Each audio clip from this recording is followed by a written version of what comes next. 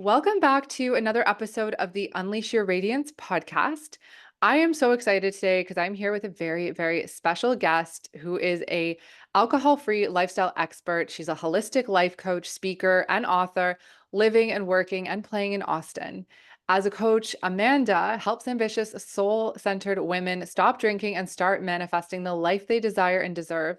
She teaches a modern approach to personal development, self-actualization, and spiritual enlightenment through the lens of elective sobriety.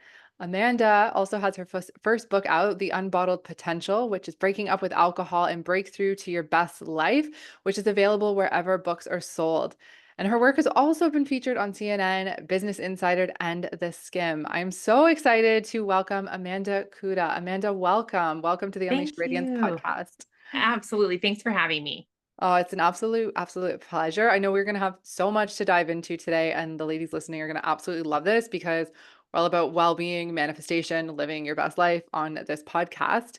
So I Mhm. always love to ask my guests when they come on, what does radiant living mean to you?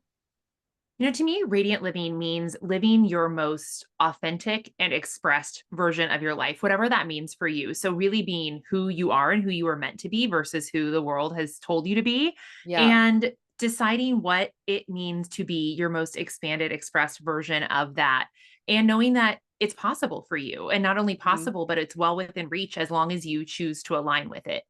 Yeah, I love that. That's so beautifully said. And yeah, it's really about that authenticity and what feels Mhm. truly aligned for you. And I'm all about that, like living life on your terms. We get to decide Mhm. that for ourselves as well.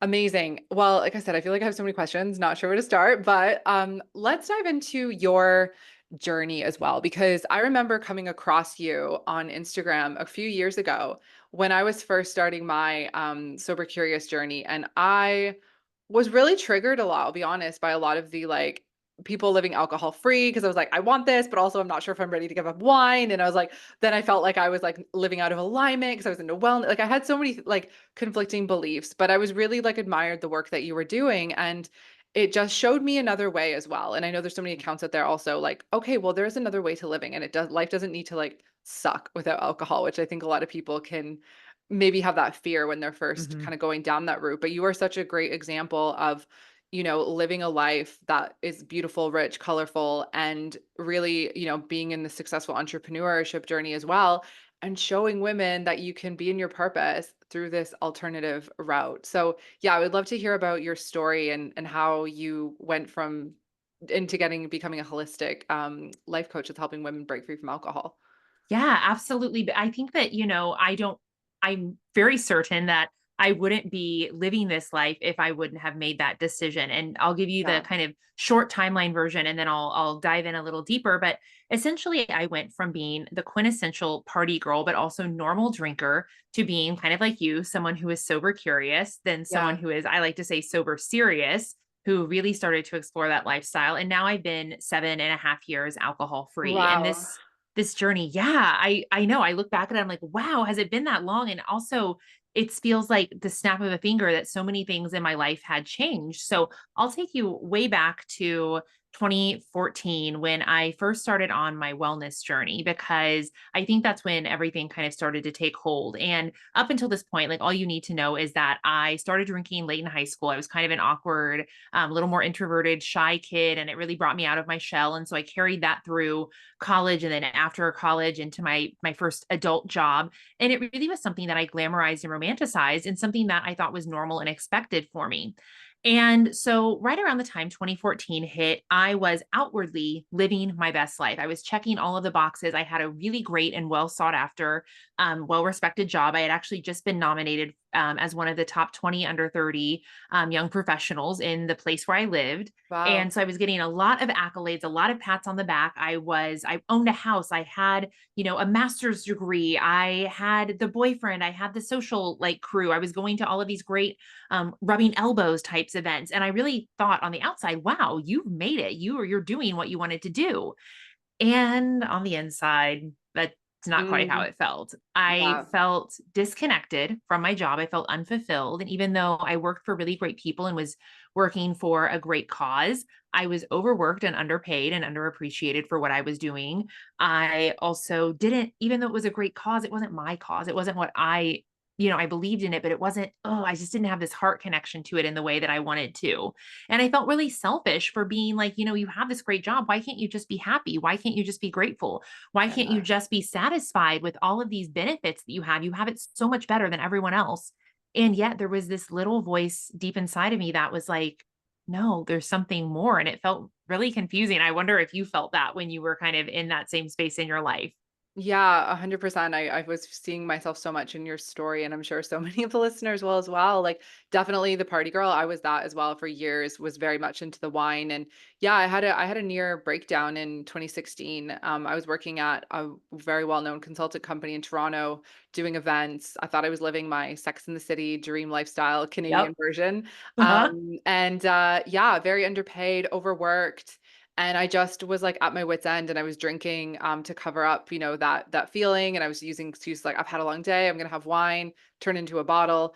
And I was so unhappy. I was hiding all the things that I actually I pretty much almost had a breakdown and had to quit my job, but moved to Australia and kind of went down this path where I'm at now. But it was a journey. So I really understand where you're coming from. It's like you think you have it all figured out on the outside, but there's like this Mhm. deep inside voice being like, no, this is not Yeah, right. and there's a Yeah. lot of shame and guilt with that because Yeah. we Because do it's have it so privilege. good, right? Yeah. Because of privilege, and, I think that really there were 2 big, instrumental events that really changed things for me. One is that, the relationship that I was in ended, and I thought that this Okay. was my person. I was heartbroken. I'd never been that upset and felt so lonely and also felt so screwed over because the place where I was living wasn't so incredibly large that I wasn't going to still be in the same social circle as this person. So I definitely increased my drinking at that point because I felt so uncomfortable. And Yeah. I was in this kind of double bind of, oh, well, I want to go out and maybe like run into him so we can see how well I'm doing, but I'm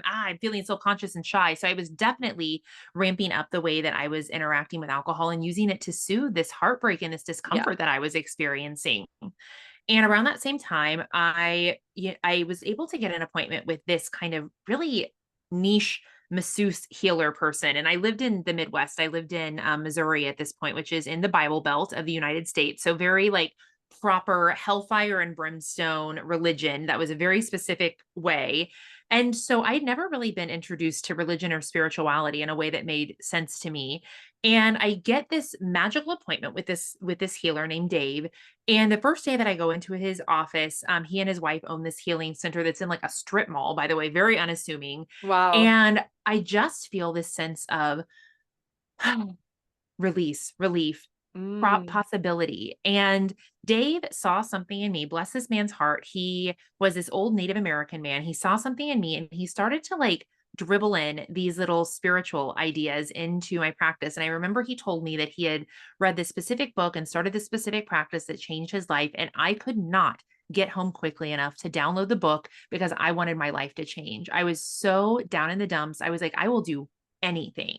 Yeah. And that introduced me to new age spirituality and this kind of more easeful way of being that wasn't traditional religion, that wasn't, based on so many things that I was uncomfortable in. It was just this kind of buffet of all of these options. And I went down this rabbit hole of watching Oprah's Super Soul Sunday and finding all of these spiritual teachers like Wayne Dyer and Marianne Williamson and Gabby Bernstein and Esther Mm. Hicks. And I just started to feel like, wow, this is it. I'm on to something. And I remember feeling so hopeful, but also so confused because, of course, I'm a young single woman. So even though I'm doing all of these wellness and spiritual activities Monday through Friday at 5 p.m., I obviously have to go out and drink and party. And I was stressed out, by the way. So I'm thinking like, I deserve this. I've earned it. I need it. And I really was kind of like living a double life for probably about 3 years, where Monday through Friday, I was this like spiritual wellness woman. And then Friday, Saturday, Sunday, I was going out and partying. And the thing is that I couldn't quite figure out why none of the spiritual stuff was like really working. And it's essentially though, because I was undoing it all on the weekend. I was trying to find balance, but really what I was doing is taking 2 steps forward and 3 steps back. And that's when my curiosity about sobriety started to begin, is because I Mm. realized that if I wanted to live this beautiful spiritual life that I was envisioning and reading about, that maybe it wasn't about praying more and meditating more and going to more retreats, but maybe it was about one counteractive activity or counterproductive activity that I was doing. And at the end of the day, it looked a lot like that activity was drinking and partying. And so that's when I kind of started to reckon with, is this something that I want to keep in my life? Okay. Wow. I so relate to your journey so much on so many levels. Yeah. And that is, I think that's a really big thing a lot of women go through. It is like, we're all into wellness. We love our green smoothies, love going to retreats, but also love the Chardonnay, Mhm. and I think that is like, it's like that, like, the wine warrior weekends. That's like what I call it. Yes. It's like Monday to Mhm. Friday, I'm healthy, going to the gym, and then you're doing it all on the weekend. And as we know, alcohol really affects your mindset so much, right? And your energy levels. So it does really detach from that like energy raising frequency that we get into through our spiritual practices and different rituals that we have. So yeah, what did your like when you first started looking at it, what did it look like? Because I know it's like not many people just up and just quit drinking overnight, right? Because it's such a romanticized thing in our culture. It's like the one drug that everyone's like, wait, you don't drink? It's Yeah. it's it's very isolating in the early days and confusing. And I think it's a really big decision. Like I know it took me like months to really just get that honest with myself and be like, okay, we really need to look at a change. So what did that look like for you? Yeah, I mean, and I really resonate with that, this idea that you had of like looking at people and kind of being triggered by the idea of sobriety because, like me, I knew I didn't have a problem. I'd seen alcoholism in my Mm, family up close and personal, and I knew that wasn't me. And yet, and I just started to sense that it was not congruent with the lifestyle that I wanted to live. And, I had this really interesting moment where there was a lot of hemming and hawing. There was a lot of back and forth because I knew in my heart of hearts that I wanted to live this life that all of my mentors were writing about. And I started to wonder if there was something wrong with me because I was mm, doing all of the things and not seeing the results. And so I remember this kind of ironic moment where, one of my dearest mentors is Gabby Bernstein. And if anyone has read any of her books, you know that she was addicted to alcohol and cocaine. She's sober. yeah. And I remember reading her book, Spirit Junkie, where she talks about getting sober and starting her spiritual life. And I remember reading through the passage where she's like, talking about she had to get sober from alcohol and cocaine because she was addicted. And I remember naively thinking, oh, well, I'm not addicted to alcohol and I've never done cocaine, so I'm probably okay. And I really talked myself out of it, even though there was this woman who I deeply admired who had the lifestyle that I wanted. But just because our stories were not aligned, I felt hesitant and kind of sheepish to pursue sobriety. And this is in, let me tell you, 2016, 2017, where sobriety was still on the fringe. It was still basically you do 12 steps, you do recovery, you admit Yeah. that you're an alcoholic, and that's the way that you go. And I know that that wasn't my story. And then I had my mentors saying, well, this is the way that I did it. And I kind of felt helpless. Like, well, none of those approaches are for me. So what can I do? And finally, I just decided no one's talking about this, but I feel so directly aligned with this path. I'm just going to give it a try. So on January 1st, 2017, after months and months of trying to moderate or taking little bitty breaks, I decided I'm really going to give this a go. I'm going to do dry January, 30 days, no alcohol. And I got to the end of that 30-day mark and I realized this is not quite yet it. Mm, This was too easy. This was too simple.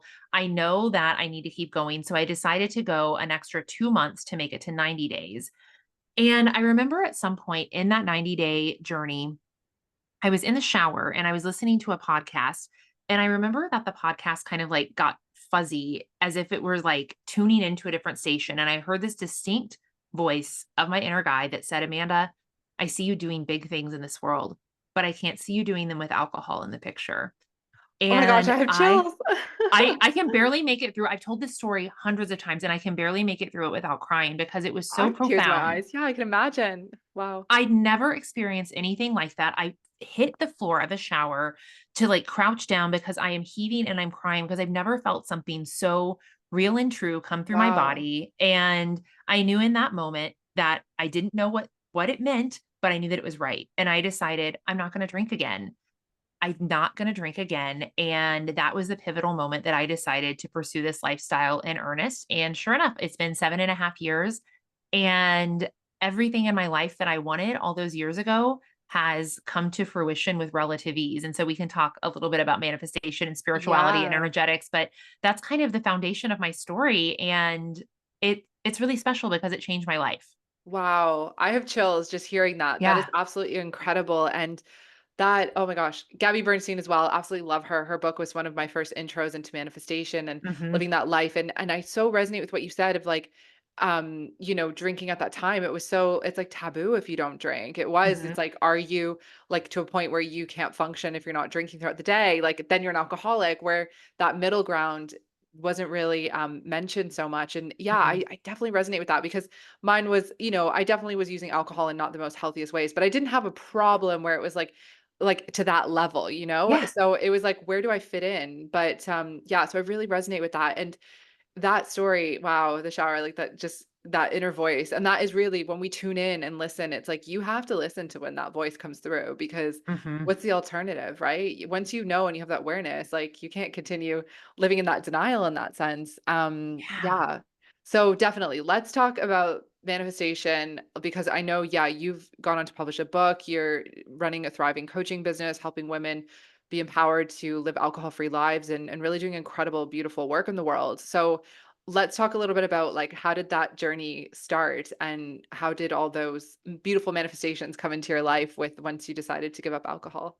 Sure. So I started researching and understanding manifestation right as soon as, I started these sessions with that mentor, Dave. And I was reading, the first book that I read was Wayne Dyer's The Power of Intention. And I've Mm, just gone down the rabbit hole of all these books on manifestation and yeah. listened to and worked with directly a lot of teachers who teach in that vein. And I remember that back at that time, I had started to see marginal results. I was manifesting here and there, but there was no rhyme or reason to it. I didn't have any like mental connection to, wow, I know how to do this. It's really working, or any faith that I could do it consistently.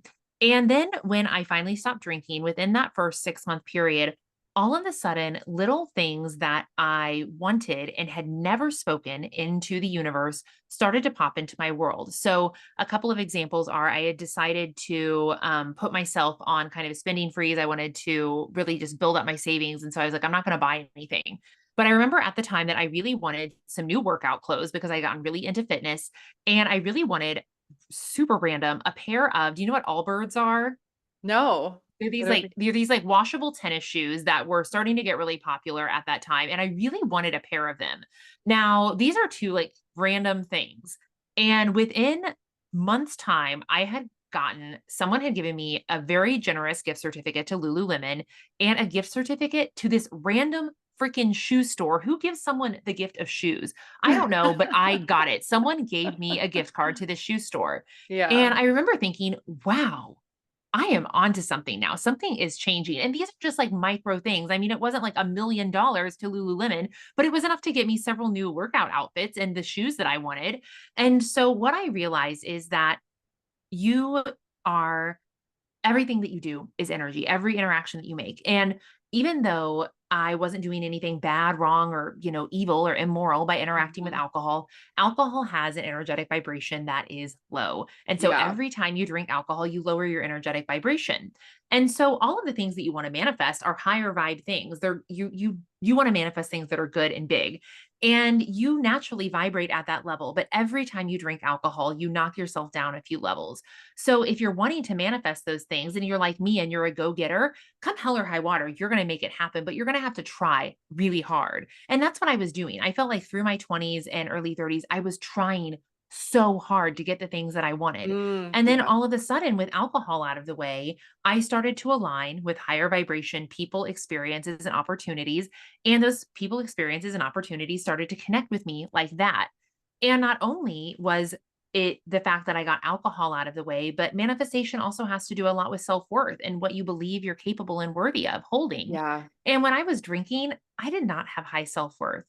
And we can kind of go into that aspect in a second, but in terms of self-worth, that started to increase as well because of so many of the practices that I was putting into place. So it was like I was aligned with the thing that I wanted and I believed that I deserved it. Everything that I ever wanted became so possible to the point that, as you said, I've left my corporate job. I started my own business, which is successful. I've been connected with so many people who I would have never fathomed meeting. I got a book deal with one of the top publishers in the United States. And by the way, I got Gabby Bernstein's same book agent, which I thought was such a long shot, but I was Wow. intent on manifesting it. And all of these things have happened in less than 7 years. That's pretty miraculous. That is absolutely amazing. That is so amazing. And I noticed as well on your website, you've got testimonials or like excerpts from there from some of the leading alcohol-free people in the industry, like Annie Grace and Ruby Warrington, who I absolutely love as well. And like that is incredible. That is so amazing. And yeah, like what you said, where alcohol really does lower our vibration. I so resonate with that because you feel that like for days after, you're like your energy's low, your mood's low, your worth is low, which is something I definitely wanted to get into because I talk a lot about that as well through my own journey and with manifestation. A lot of women do already struggle with self-worth, that feeling of not good enough. So you throw alcohol in the equation, you just like beating it down even more, right? It's just like Mhm. completely like exacerbating that. So from that sense as well, like yeah, I definitely resonate with that. Things just become easier. You have more energy. You're back to your natural self. You think, I think so many people are like, "Oh, I have anxiety," or "Oh, my mood's just low all the time."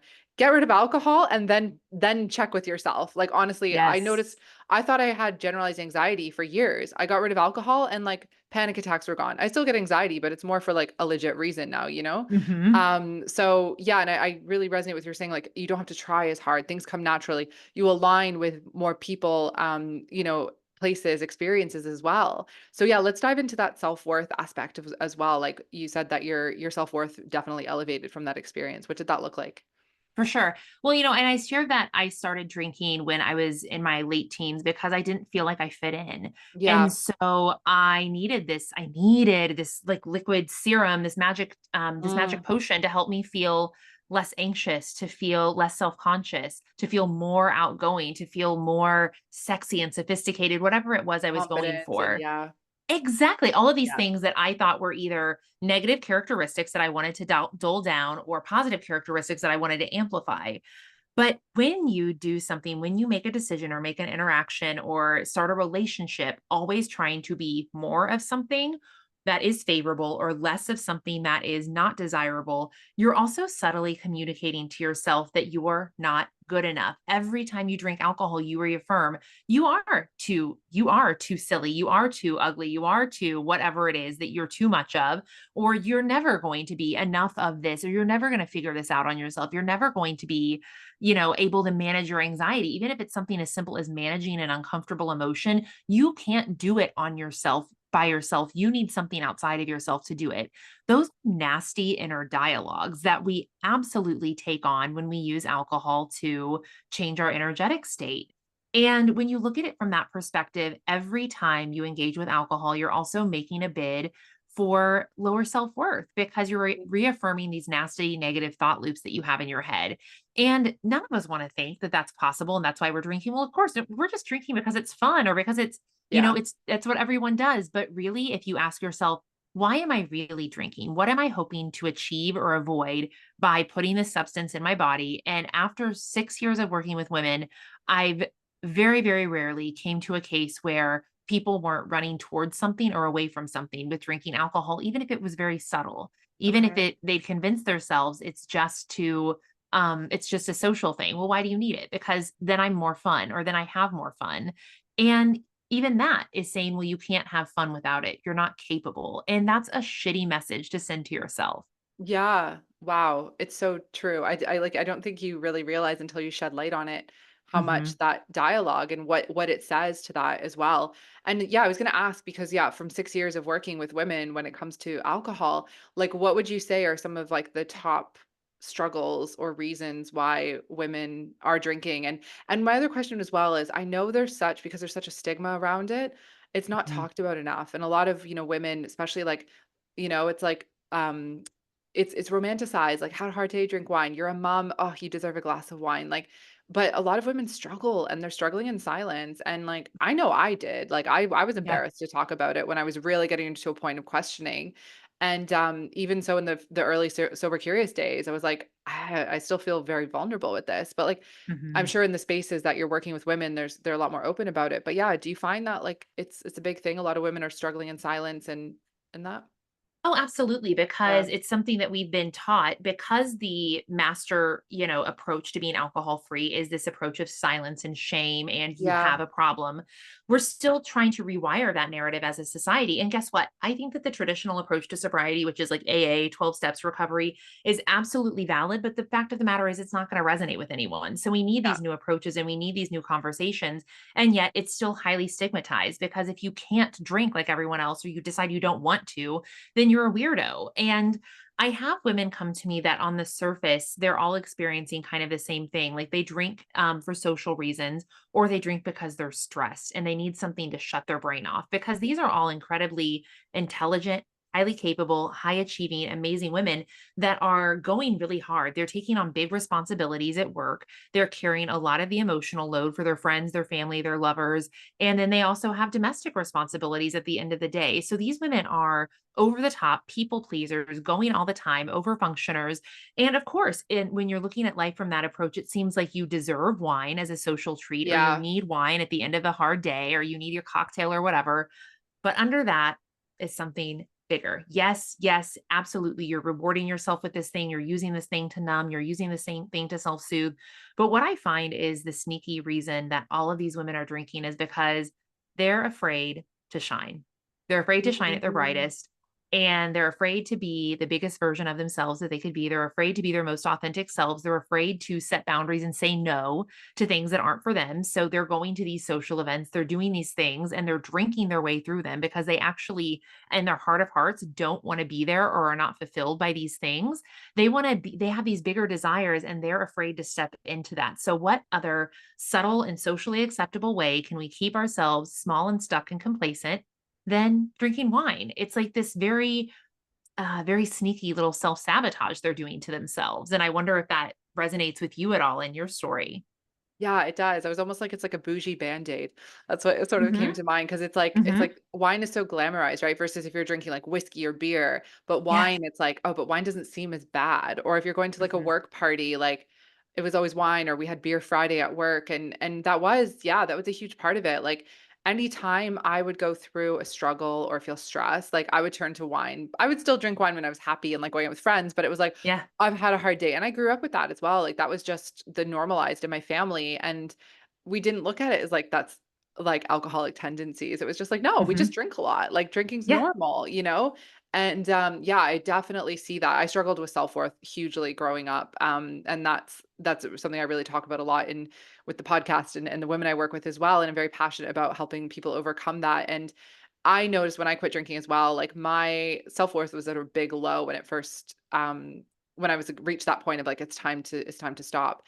And Mhm. it just drastically like elevated, like confidence elevated throughout that time of no drinking. And I was like, why now I'm at a point I'm like, why would I go back? Like Mhm. I think the odd time on a summer's day, I still get that odd little ping once in a while, but I'm like, it's not worth it. Like it would never be worth it at this point. And, I think life is just so much sweeter in so many ways without it.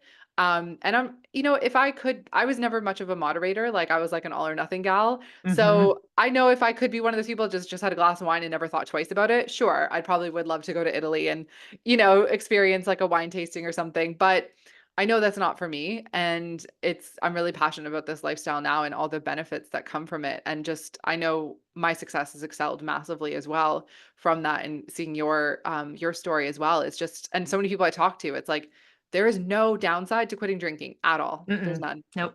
Not at No. all. And I know that there's probably a lot of, well, what about my friends and what about these relationships? The reality is that if it's not fun without alcohol, it's probably just not fun. And that doesn't mean your friends are shit or you should dump them all, but it probably means that the context in which you're connecting with people is actually not what your soul craves. And I remember having this feeling when I first started going out without alcohol. I was kind of trying to do the same things that I was doing before. And there was nothing worse than being in a crowd of people and feeling lonely and disconnected Yeah. and realizing, oh, wow, we're not doing anything actually productive here in terms of social connection. We're all just like babbling and going on. And this is what I thought was socializing before. And now I've gotten really clear about, okay, what are activities that I will do if I need to, or if I have to, or want to support someone?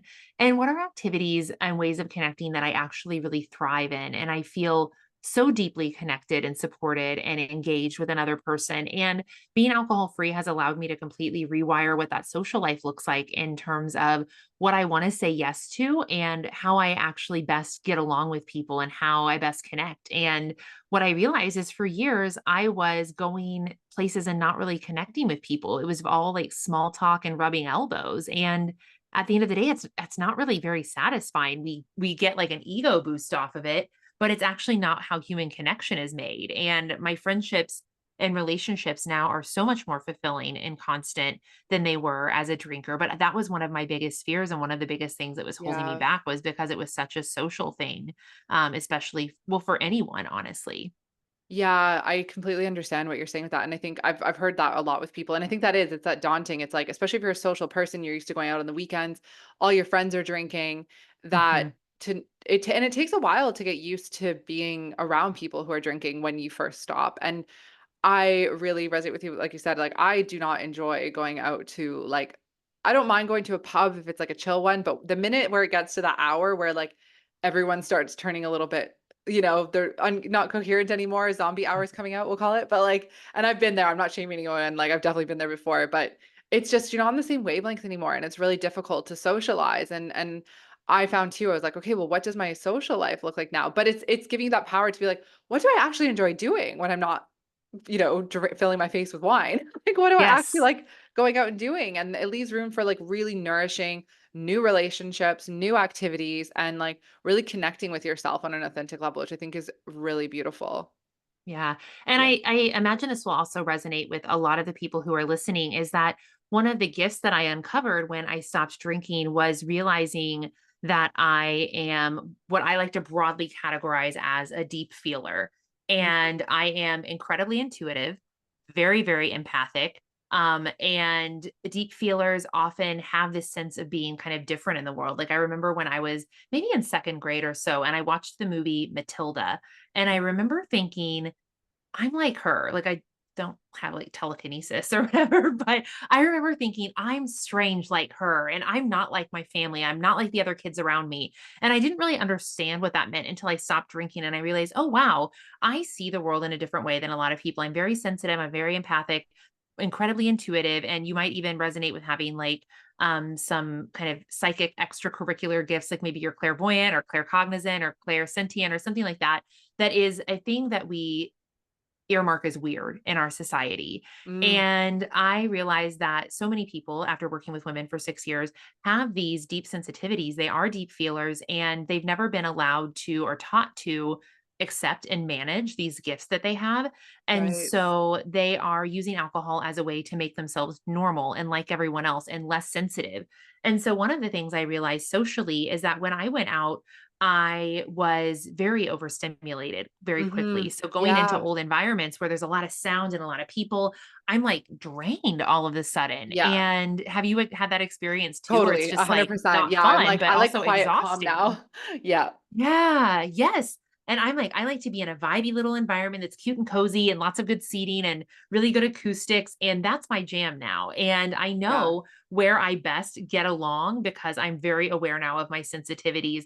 And I'm also able to set boundaries for that. So, whereas before I was just kind of drinking in order to get myself through those situations and telling myself it was fun, now I'm like, oh, that actually is a no for me. Doing that scenario or going to that kind of thing, it's not actually fun and it's really overwhelming for me. So instead, I'm going to choose activities that actually really soothe my soul and light me up. And that's been such a gift, but I wouldn't have known that if I wouldn't have quit drinking. Yes. Oh my gosh, 100%. I totally agree with that as well because it gives you a chance to actually explore like, oh, what do I like? Because you're so used to, especially if you start drinking when you're like a teenager, right? It's like Mhm. if all your friends are drinking, it's like once you hit of age, you're at the bar and or even before if you got a fake ID and it just Uh-huh. becomes part of like your routine every weekend. And when you break away from that, like I remember always wanting to do a little more of the spiritual things and the wellness things, but like I would get like, I didn't have much in terms of boundaries for years and I would get pulled into like, Mhm. "Oh, no, but I wanna go out dancing. I wanna have drinks. It's the weekend. I wanna unwind." or then I wouldn't have the energy to go to like, I remember trying hot yoga, like being hungover and literally wanting to die. It's the worst thing. I don't Yes. recommend that to anyone. But, you No. know, or like I would smash it at the gym when I was hungover. I was like, I felt like I had to like put myself through like a grueling workout as punishment. I'm like, you had fun. So now you have to work it off and sweat it out. And it was like, Mhm. why are we doing that to ourselves? You know, when you can be having this like beautiful, enjoying weekend. And like, I'm sure you totally agree, but like now, like there's nothing sweeter than waking up, no guilt, no shame, like no thinking, oh my God, did I text my ex last night or what did I say? And you just literally have this beautiful morning, a morning routine. You can go out, have a great weekend, and like there's no regrets come Monday, you know? Yes, That you're like, it's such a freeing experience to be yeah, in total control of your life. And does that mean it's all doves and rainbows? No, there's of absolutely course not. stressful parts of it where there's grief and heavy feelings and emotions, but I view that as such like a gift because if Mhm. that's the thing that I have to learn how to manage in order to have all this other really great stuff, then it's absolutely worth it to me. Yeah. Oh, that's so beautiful. I 100%. And like, I don't know if you went through this as well, but I know when I was navigating giving up drinking, I went through like pretty much what felt like a dark night of the soul. Like Mhm. everything I'd been suppressing for years from childhood and emotions. And I was always like the tough girl, the independent. I was like, I got this. So I never dealt with anything. My heart was very closed off for very long. And yeah, everything came raging to the surface. And I had like a good 6 months of just doing a lot of inner work. I isolated quite a bit. It was a lonely time, but needed, very much needed to get to where it is I wanted to be. Did you experience something like that as well? Oh, for sure. Yeah. And, and sometimes it still like rears its head, like, oh, hey, you forgot about this one. But if you Yeah. consider it that you've been drinking for so long as a way to self soothe and work through uncomfortable emotions instead of actually fully feeling them, it's like you've had this like emotional storage unit that you're just like putting all of your emotional clutter in and it's building up and it's building up and Yeah. it's building up and it's all there. The good news is though, which you experienced that it isn't tit for tat that it took you 30 years to accumulate all this emotional clutter and it's going to take you another 30 years to clear it out. Just like with a real storage unit, I have one here at the place that I live that has umpteen years of things in it that need to be gone through. I could do it in a couple of days. It's not, because it took you this many years to accumulate it, it's going to take you this many years to clear it out. But it is going to really require you to sit down and do some digging and get uncomfortable and make some tough decisions and reckon with some things. And, having a coach, having spiritual practices, having a therapist Yeah. were such important moves for me during that time period because it's like when you rip off the band-aid, all of a sudden you have this exposed skin that is your raw emotions. And it can be really humbling. Yeah, I so agree with all of that. And I think, yeah, having that support, having rituals as modalities, like things to turn to during that time, whatever that looks like for you, is so powerful. And community, like I think what really helped was I actually started a bit of a spiritual or sorry, not spiritual, like a wellness group here. It didn't Mhm. last too long just because I was traveling a bit, but it was a group of women where we would meet and do activities. And it was like people who either didn't drink a lot or weren't drinking at all. And I met some incredible women through that, and actually here now in Edinburgh, there's another woman who her group, it's gotten really big and she starts hosting wellness festivals and all these wholesome activities, and it's all for women who don't drink. And it's amazing to see there's so many movements happening, which I think is really, really incredible. So yeah, that's so important, I think, to have that community as well.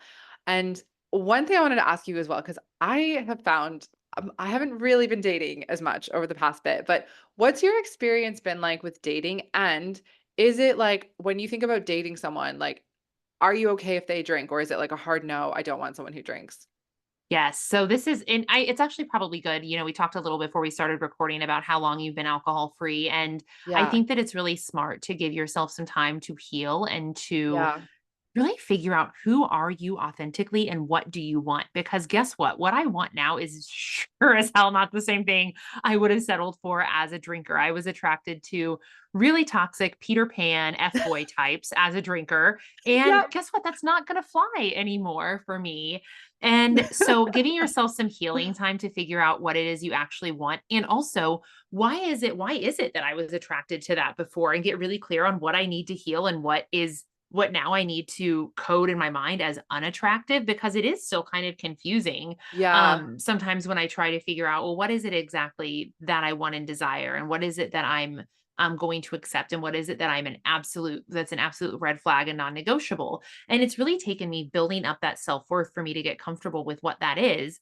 And yeah, dating alcohol free has been so interesting and expansive. And Mm, granted, like the dating market has changed in a lot of ways since both of mhm. us were younger. And there's so many different things that change the psychology of dating, like dating apps and Yeah. all of these things that really kind of taint the water. But I will say that overall, as first of all, let me remind you, ugly duckling. And so what that means, awkward, shy high schooler, did not go on any dates in high school, did not start dating until I was in college, which is after I started drinking, which means that every single one of my formative romantic and sexual experiences under the influence of alcohol. So I had no freaking clue what I was doing when I started dating sober. I had to build this thing from the ground up, figure it out all over again.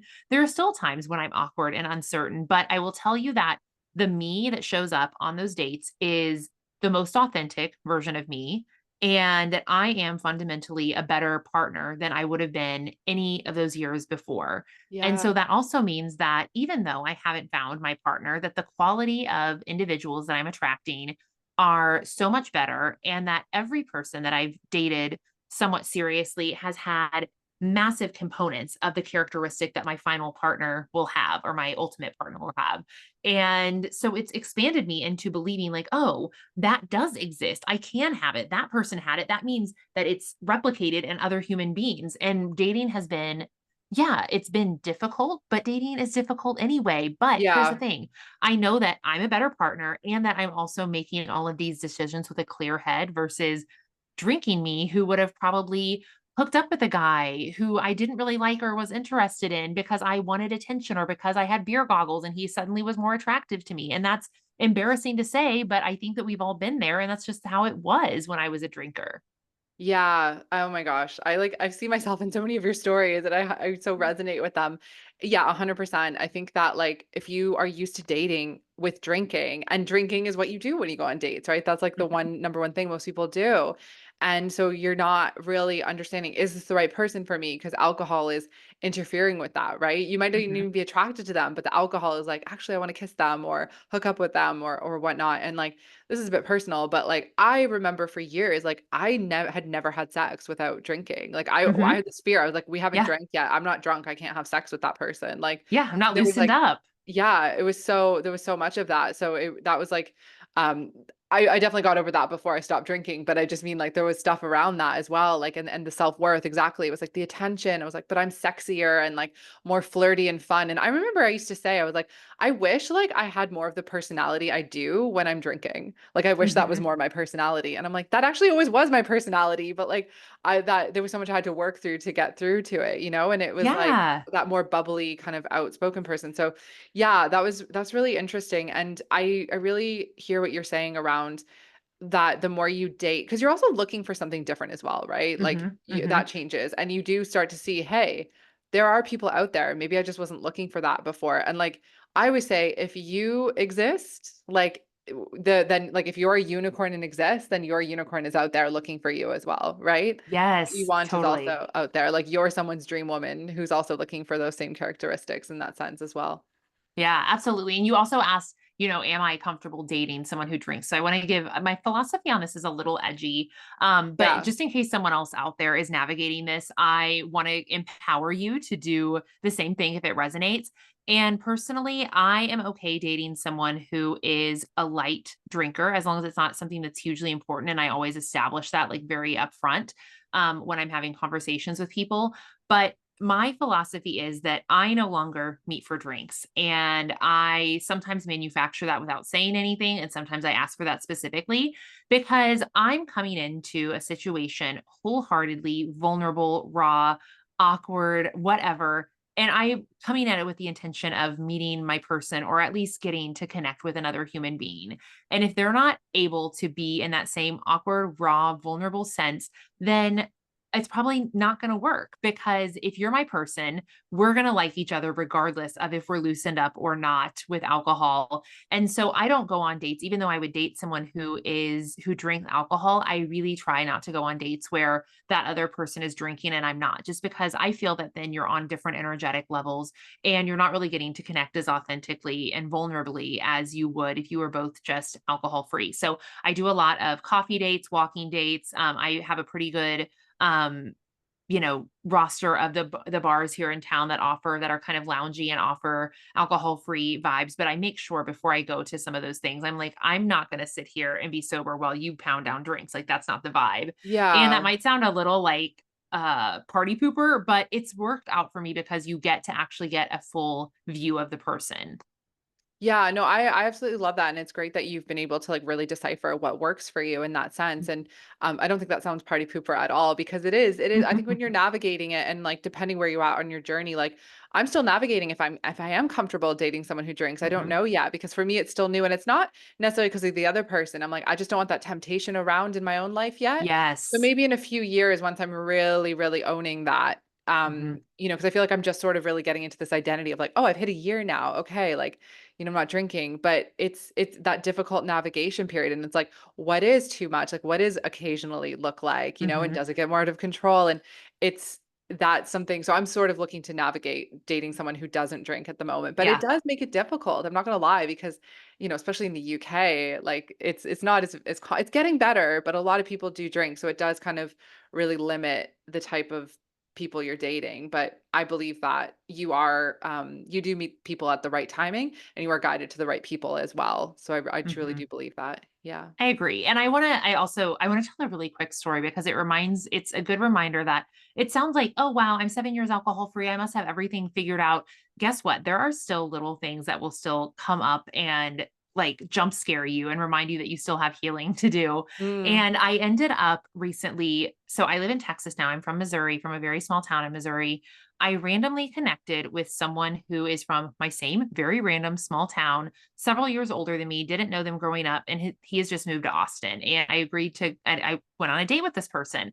And kind of naively, I'm like, oh, this is going to be the Hallmark fantasy. It's, small town girl leaves and goes to the big city and then, reconnects with this guy from yeah. from the small town. I'm like, oh, this is it. It's all happening.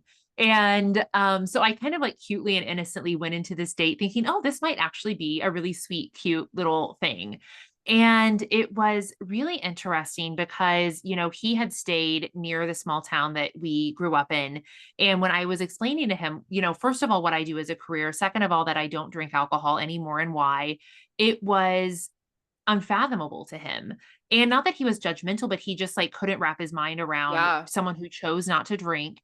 And there was this little teenage part of me that came to the surface that all of a sudden exposed to just because we came from the same place. It was so weird and raw and vulnerable. And I left that date with like, I have a lot to reflect on because I don't feel like we connected. I was really thinking, oh, we're gonna like really hit it off. We came from the same place. And I remember feeling so disappointed and so also, yeah, like exposed for whatever reason. And so I just want to like impart that even if that sounds scary, like you're never healed, there's always going to be little things that come up that you get the opportunity to confront and heal and work through. And that was a really great, it was uncomfortable, but it wasn't like difficult or heartbreaking, but it was an opportunity for me to say, Yeah. wow, there's still stuff in there that I haven't looked at because I haven't been given that specific opportunity before that I want to work on and heal. And to me, that's exhilarating because I think that it's so great that we're ever evolving human beings, but Yeah. also to illustrate that it isn't just doves and rainbows. And at some point, you're just going to hit this like perfection where there's nothing else to work on and you've gotten alcohol out of the way and everything's doves and rainbows because there are always going to be little things to tweak and improve upon and explore. Yeah, wow, thank you so much for sharing that. I think that's really going to resonate with a lot of the listeners and I totally Yeah. agree. It's always a mirror for us, isn't it, to look at Mhm. and like really reflect on like and we're always healing. It's a whole journey, right? And it's never Yes. over, but yeah, that's such an interesting story. I think you're going to hit it off and and it's true. It's just the mindsets of people, right? Like I think when you are not drinking and you're so used to maybe being in like that content and that talking about that all day or being around people and like I know for myself like I don't have a lot of friends that drink as much anymore. I'm not really in that environment. So when do get exposed to it, I'm like, oh yeah, like it's just so like everyone, like in my mind, I'm like, of course you would know a lot about not drinking. I kind of forget. I'm Mhm. like, well, where was I 2 years ago? Like my head was like, this was all brand new to me as well. So it's like you kind of forget sometimes. And it's a great reminder that like, we all have different perceptions as well. Absolutely. Yes. Yeah, yeah, amazing. Thank you for that share. Now, I'd love to ask you about your book. Like, amazing. You have a book out. That is so Yes. incredible. How did that come about? And what is your book about? And yeah, where I know you said people can find it wherever books are sold. If Yep. you have a link, we can share it in the show notes as well. For sure. Childhood dream come through. Absolutely. The book that I wrote is a self help book called Unbottled Potential: Break Up with Alcohol and Break Through to Your Best Life. And it's really the why of what being alcohol free could do for your life mentally, physically, spiritually, emotionally, professionally, socially, financially, in all of the different ways that alcohol subtly creeps in and causes you to play small and not live up to your potential. And it was really important to me that I wrote this book once the idea came into my mind, Yeah, because I realized that there's so many other women out there like me, and men, who are keeping themselves small and stunting their growth and not reaching their potential because they've prioritized or centered their lives around this other thing that is so socially acceptable and normal that no one would ever question them. And yet, I've realized how much more miraculous my life has been without alcohol. And I want to encourage other people and empower them to make that change no matter what approach they take to it. And so, yeah, I wrote this book. I started working on it during the pandemic. It was a blessing of that lockdown time, yeah, wow. and was able to snag an agent and get a book deal and publish it uh, properly with a top publisher here. And yeah, it's been out for about, oh geez, 6 or 9 months now, since October of, last year, and it's just a really delight to share it with the world because I know that it's gonna help so many people. And if you have been kind of resonating with this message of alcohol maybe